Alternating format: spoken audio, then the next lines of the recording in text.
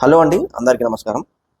భువనగిరి పట్టణంలో 2 రోజుల క్రితం ఒక సంఘటన అందరినీ కలిచివేసింది. 14 సంవత్సరాల బాలుడు ఇంటి ముందు ఆడుకుంటుండగా వీధి కుక్కలు గాయపరిచి తన కంటి చూపును శాశ్వతంగా కోల్పోయేలా చేశాయి.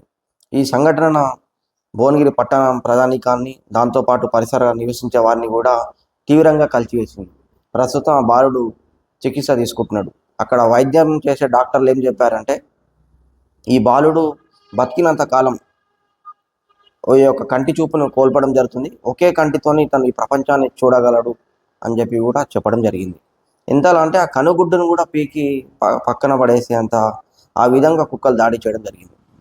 ఈ సంఘటన జరిగిన 24 గంటల తర్వాత నిన్న కూడా మనం చూసుకున్నట్లయితే సుమారు 4 నుంచి 5 కూడా వీధి కుక్కలు ఈ విధంగా దాడి చేశాయి. భువనగిరి పట్టణంలో గతంలో కూడా వీధి కుక్కలు దాడి చేశాయి. ఇలాంటి సంఘటన జరగడం బహుశా ఇదే మొదటిసారి అని చెప్పి నేను భావిస్తున్నాను. ఇలాంటి సంఘటనలు ఎందుకు జరుగుతున్నాయి, ఈ సంఘటనలు జరగడానికి కారకులు ఎవరు అనేది ఒకసారి మనం డిస్కస్ చేసినట్లయితే, భువనగిరి పట్టణంలో బంజారా హిల్స్లో 31వ వార్డు సిపిఎం పార్టీ ఆఫీస్ ఎదురుగా ఒక ఇంటి కాంపౌండ్ వాళ్ళకి ఎదురుగా కొంచెం ప్లేస్ ఉందండి. అక్కడ ప్లేస్ ఉన్న దగ్గర ఏం చేస్తున్నారంటే, ఇక్కడ చుట్టుపక్కల నివసించేవారు నియర్ బైలో ఉండే ప్రతి ఒక్కరు కూడా ఏం చేసి రాత్రిపూట తెచ్చి అక్కడ చెత్తను పరేయడం జరుగుతుంది. మున్సిపల్ అధికారులు అక్కడ చెత్తను వేయవద్దు అని చెప్పి క్లియర్ కట్గా అక్కడ నేమ్ బోర్డు కూడా రాసి పెట్టారు. 31వ వార్డుది, మన వార్డుని మనం పరిశుభ్రంగా ఉంచుకుందామని చెప్పి కూడా అక్కడ ఒక సైన్ బోర్డ్ని కూడా వాళ్ళు ఏర్పాటు చేయడం జరిగింది. ఆ విధంగా చెత్త వేస్తున్నారు. మున్సిపల్ సిబ్బంది కూడా అక్కడ వేసిన చెత్తని క్లీన్ తీసుకుపోతున్న వాళ్ళ ట్రాక్టర్లలో. కొన్ని సందర్భాల్లో ఏమవుతుందంటే, ఆ చెత్తని రాత్రి వేయడం వల్ల మార్నింగ్ 12 గంటల వరకు కూడా అదే విధంగా ఉంటుంది. కొన్ని సందర్భాలలో 48 గంటలైనా కానీ మున్సిపల్ సిబ్బంది తీయడం లేదు. గతంలో మున్సిపల్ కమిషనర్ గారికి కూడా రిప్రజెంటేషన్ ఇవ్వడం జరిగింది, ఫోన్ కాల్లో మాట్లాడడం జరిగింది. ఈ విధంగా ఇక్కడ చెత్త వేస్తున్నారు, ఇక్కడ చెత్త వేసే ప్రదేశం కాదు ఇది అని చెప్తే మున్సిపల్ కమిషనర్ గారు కూడా అప్పట్లో ఉన్న సిబ్బందికి ఆదేశాలు జారీ చేసి ఈ విధంగా జరగకుండా చూడండి అని చెప్పి కూడా చెప్పడం జరిగింది. బట్ ఇది క్షేత్రస్థాయిలో ఇంప్లిమెంట్ కాలేదు. ఇప్పుడు వాస్తవానికి అది చెత్త వేసే ప్రదేశమే కాదు.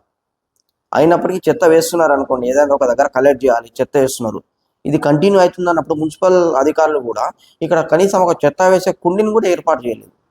కనీసం చెత్త వేసే కుండి ఉన్న అందరు తెచ్చి అందులో వేస్తారు, కుక్కలు తీసుకోవడానికి పాసిబుల్ కాదు. కాబట్టి ఓ చెత్తను ఒక దగ్గర స్టోరేజ్ అయి ఉండేది.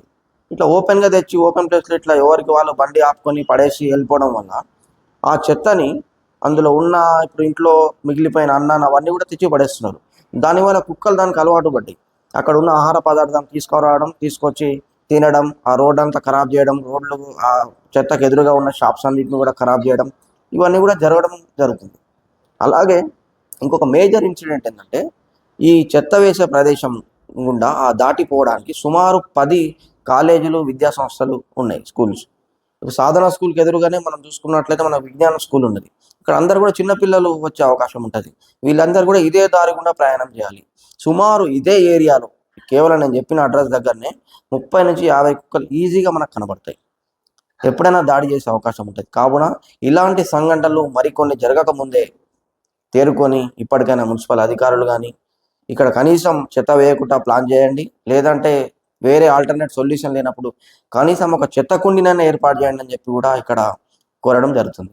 అలాగే ప్రజలు కూడా ఇష్టానుసారంగా ఇక్కడ చెత్త వేయకుండా మన ఇంటికి చెత్త తీసుకునే వాళ్ళు వచ్చినప్పుడే చెత్త వేయడం అలవాటు చేసుకుంటే మంచిదని చెప్పి కూడా కోరడం జరుగుతుంది. ఇలాంటి సంఘటనలు మరిన్ని జరగకముందే, మన పిల్లలు ఇలాంటి సంఘటనలకు, ఇలాంటి ఇన్సిడెంట్లు గురి కాకముందే మనం అందరం కూడా బాధ్యతగా వ్యవహరిస్తే ఇలాంటి సంఘటనలు జరగకుండా ఉంటాయని చెప్పి కూడా తెలియజేయడం జరుగుతుంది. ధన్యవాదాలు.